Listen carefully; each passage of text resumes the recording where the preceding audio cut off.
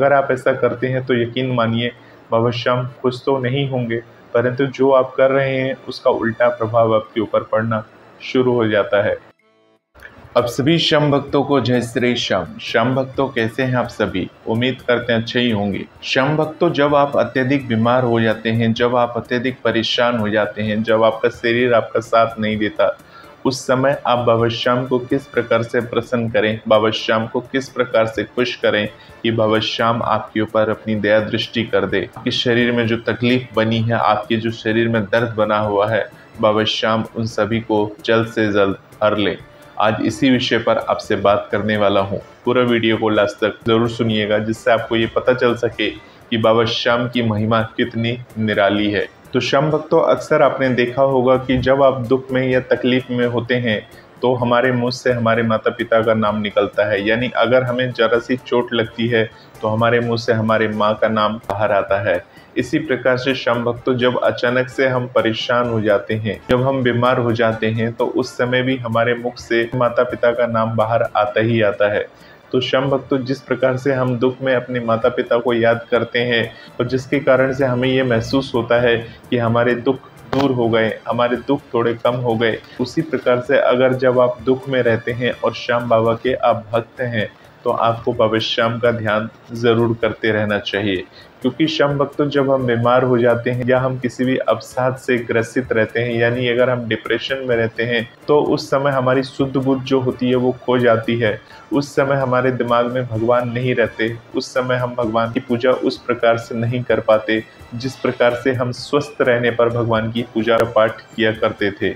तो श्याम भक्तों, आप सभी को बता दें कि आप किसी भी परिस्थिति में हो, भगवान को हमें किसी भी प्रकार से नहीं भूलना चाहिए। क्योंकि जिस परिस्थिति में आप हैं, उस परिस्थिति से आपको सिर्फ भगवान ही बाहर निकाल सकते हैं। इसलिए श्याम भक्तों, हमेशा हमें हिम्मत बनाकर काम करनी चाहिए और बाबा श्याम को प्रसन्न करना चाहिए।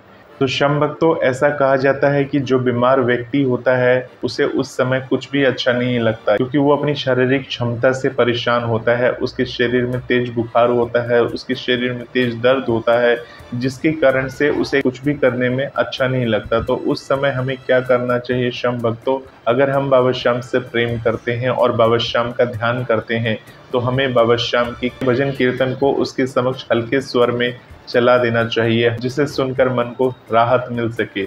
इसके साथ साथ श्याम भक्तों, जो व्यक्ति बीमार होते हैं उन्हें उचित ट्रीटमेंट तो देना ही चाहिए। यदि अगर आपके पास बाबा श्याम का जल है तो उस जल को भी उन्हें जरूर ग्रहण कराना चाहिए अगर आपके पास है। और अगर नहीं है तो बाबा श्याम का जो मंत्र है, ओम श्री श्याम देवाय नमः, इस मंत्र का जाप करने से भी बाबा श्याम की असीम कृपा उस भक्त पर जरूर बरसती है। तो श्याम भक्तों, जब आप किसी रोग से पीड़ित हैं, अगर आपको लग रहा है कि आप उस रोग से छुटकारा आपको नहीं मिल रहा है और अब आप सब जगह से हार चुके हो, तो अंतिम सहारा बचता है बाबा श्याम का दरबार, यानी खाटू धाम। आप किसी भी जगह रहते हो, आप कोशिश करिए एक बार बाबा श्याम की नगरी यानी खाटू धाम जरूर आकर बाबा श्याम से मिले और बाबा श्याम से अपनी बातों को जरूर कहे, अपने दुखों को जरूर कहे। और श्याम भक्तों, ऐसा माना जाता है जो भी भक्त बाबा श्याम के दरबार में एक बार इस प्रकार से आता है और बाबा श्याम से अपनी सारी बातों को दिल से कहता है, तो बाबा श्याम उनकी पुकार को जरूर सुनते हैं और उनकी बातों पर अपनी मोहर जरूर लगाते हैं। तो श्याम भक्तों, जो बाबा के दरबार नहीं आ पाते, जो खाटू धाम नहीं आ पाते, वो घर बैठे ही बाबा श्याम की तस्वीर के आगे बाबा श्याम से अर्जी अरदास लगा सकते हैं, बाबा श्याम से प्रार्थना कर सकते हैं, बाबा श्याम से कह सकते हैं कि हे बाबा श्याम, मैं इस कारण से आपके दरबार में उपस्थित नहीं हो पाया, आप तो सारी समस्या जानते हो। इस प्रकार से बाबा श्याम से अपनी दिल की बात आपको कहना है और दिल की बात कहने के बाद बाबा श्याम के समक्ष हाथ जोड़कर बाबा श्याम से प्रार्थना करनी है। बाबा श्याम से अपने दुखों को दूर करने की प्रार्थना करनी है। बाबा श्याम से आपके जो रोग हैं उसको दूर करने की प्रार्थना करनी है। और इस प्रकार से आपको बाबा श्याम का ध्यान करके बाबा श्याम में ही मगन हो जाना है।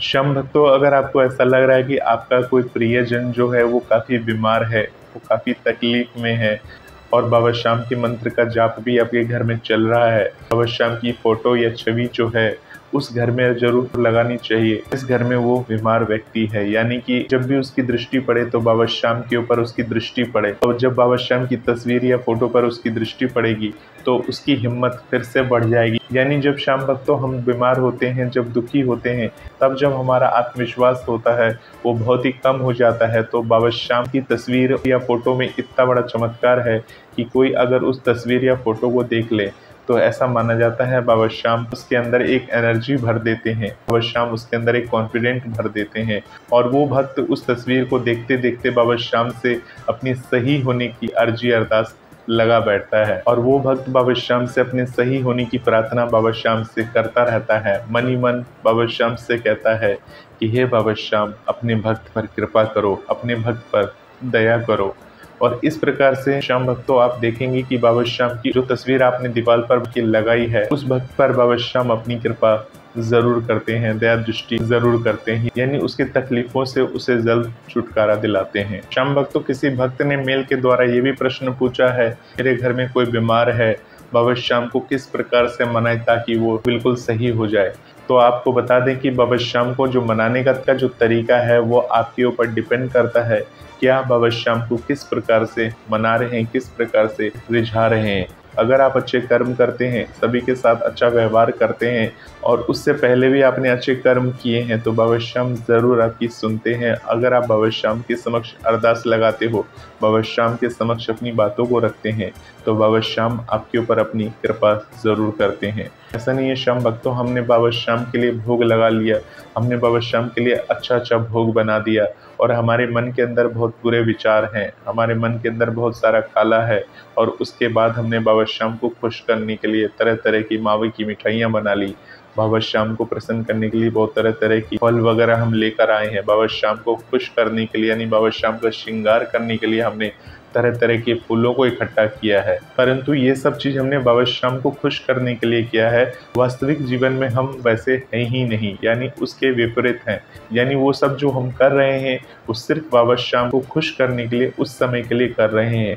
अगर आप ऐसा करते हैं तो यकीन मानिए बाबा श्याम खुश तो नहीं होंगे, परंतु जो आप कर रहे हैं उसका उल्टा प्रभाव आपके ऊपर पड़ना शुरू हो जाता है। यानी श्याम भक्तों ऐसा माना जाता है कि अगर बाबा श्याम को खुश करना है, बाबा श्याम को मनाना है तो दिल से आपको वो बात बाबा श्याम से कहनी होती है।